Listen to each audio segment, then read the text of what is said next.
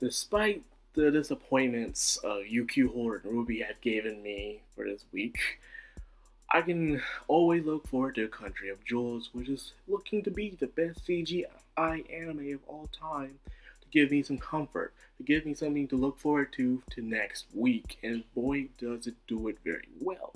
It picks up exactly where it left off from last episode. This mysterious Lunarian that somehow is able to multiply itself, which I was right spot on.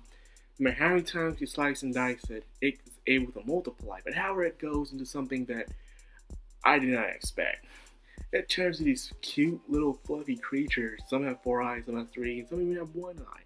And they're all over the place, just wagging their tails or being on top of you and just being adorable. And I did not see that coming, but my goodness, it was one heck of a surprise that I did enjoy. Watching all the diamonds and gems just pretty much react to these creatures in a different way. The point that not even Bort can able to attack them, they're so adorable. So of course they have to try their best to gather all the little cute little doggies into one little area to see what they were trying to do, which was trying to escape, which in a very adorable way. But however, that probably was a bad idea because at the end of the day, it turned to this bigger creature. And I'm like, whoa, maybe they shouldn't have kept them together like that. But then again, who could have known it would do that? But now they know. As the creature is about to attack them, I like to point out how Foe's golden alloy is just amazing. The fact that she can make and move a whole entire figure, like a human-sized figure all by herself, is amazing, by the way. And it's something I've seen a lot in cartoons, especially those who can morph into different creatures like Jake and the dog and some other characters from cartoons where they can take their hands and morph into like a human-sized figure and trick somebody. That's exactly what Foes did there, so that brought a nostalgic feeling to me where I had to watch those good old cartoons in the old days, where they were able to do those pretty much incomprehensible kind of things. So yeah, it was really good to watch. So anyways, the creature didn't fall for it for very long, but however, when Sensei shows up, it stops. It does everything Sensei tells it to do, from sit to sit to lie, to have raise your chin out, and he even calls it Shiro. The creature has a name. As we have confirmed, Sensei has some sort of connection to the Lunarians, and the question is what the connection is. We know he isn't human, and neither are the Lunarians, as we know there's this big mystery that mankind split itself up into 3 parts. The sea being its flesh, the bones being the, pretty much, the gems. I don't know why it took me forever to say that, but yes, the gems, and the spirits being the Lunarians. But Sensei is neither of these things, so what is Sensei in the first place? It's the biggest mystery right now besides the Lunarians. And the fact that he was able to calm the beast and to pretty much tell it what to do, when it did disappear in the end after it was satisfied with whatever it was. It knew the creature well, and this brought a lot of suspicions to Foes. And it even turns out, after talking to Cinnabar, that everybody knows that Sensei has a connection to Lunarians.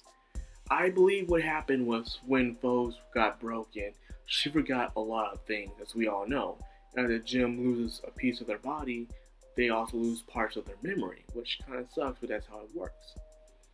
So I bet that the original Foes knew the secret of that Sensei had some connection to Lunarians, but she was okay with it. She was just trying to find her own purpose, like trying to help Cinnabar. But ever since she became this new her, it really is, in a way you can say, a new her, because of the fact that she lost some of her memories and she started to have her own form of will compared to the former Foes. She still has some lingering things like helping out Cinnabar, but it's starting to become less of a priority as the episodes go on. And now her biggest priority right now is to find out the secret that she has forgotten about Sensei. Well, it's not like that no one knew the big secret, they just knew that he had some connections to Lunarians, but they all agreed to have an unspoken rule to not to talk about and just trust Sensei because things are fine the way they are. But however, this new kind of Foes can't accept that, and it's really killing her curiosity. And she's even so desperate that she'll even try to ask the Lunarians themselves by trying to get captured. But as we all know, bad things don't come for those who wait. It always comes to those who want the less. and that's how it usually works. So the fact that Foes even wants the Lunarians to come and invade her, it's not going to happen. And she's been sitting out there for 10 days, according to Reptile. And now, speaking of Reptile, we get something interesting about her. We all wonder, how is Reptile be a good doctor? How is she able to research and find out how to repair the gems and what works for each gem and not? Besides extreme research.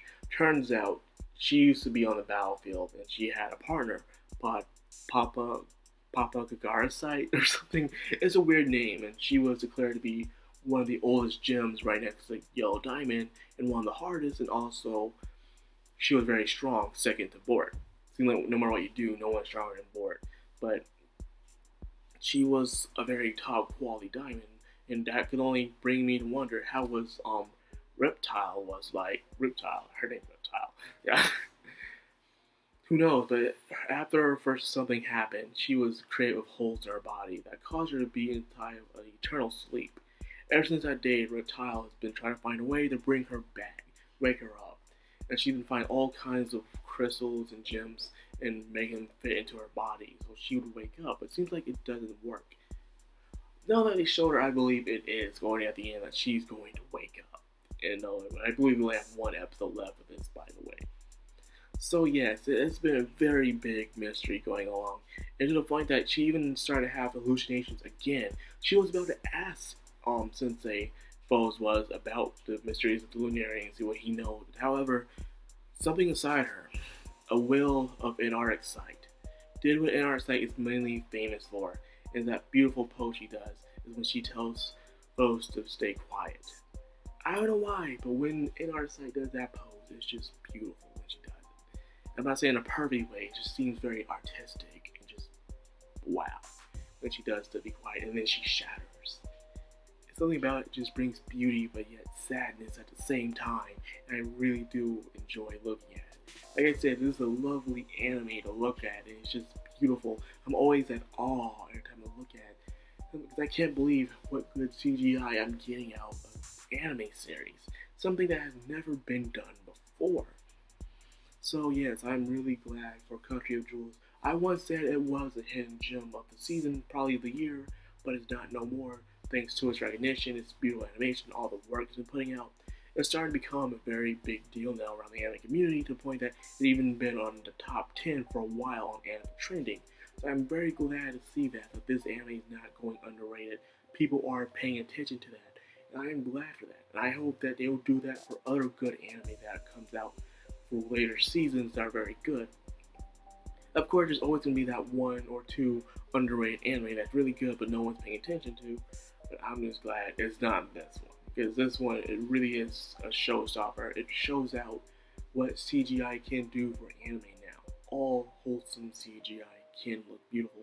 It depends how you do it. It's like flash animation. Of course, it's some say it's easy, but it's not. Because I've done flash animation before in class. It takes time. It takes the right people to do it. It takes a certain amount of skills and patience in order to make a good flash animation show, and they have shown some on Cartoon Network. And same as CGI. Berserk was terrible making CGI. Despite how well the adaptation was, it was terrible. But with Country of Jewels being well adapted, it's also being well animated as well, and it's just so beautiful to look at. And the reason why I love this show so much. I'm glad to see it's getting its recognition that it rightfully deserves. So anyways, what is the big secret that Sensei's keeping from everybody? What will Foes do in order to discover that secret? Well, we'll find out. We only got one episode left. I hope this gets a season 2. It deserves a season 2. And my goodness, because it's so beautiful. That's all I got for this episode. I hope you guys enjoyed it. If you did, please leave a like, comment, subscribe. I'd be much obliged. This is Madcrownxox Anime, signing out.